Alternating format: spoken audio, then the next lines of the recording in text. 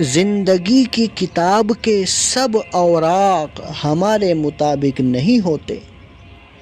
پس اگر کوئی ایسا ورق سامنے آ جائے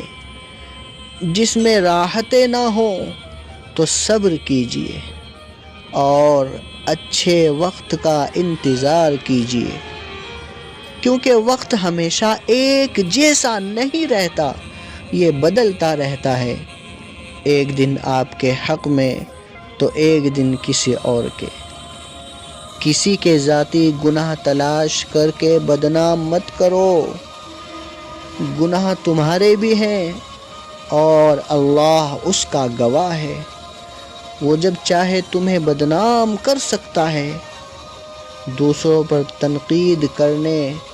اور ان کی غلطی پر اللہ اللہ کرنے سے بہتر ہے کہ اپنی غلطی پر استغفر اللہ کہا جائے۔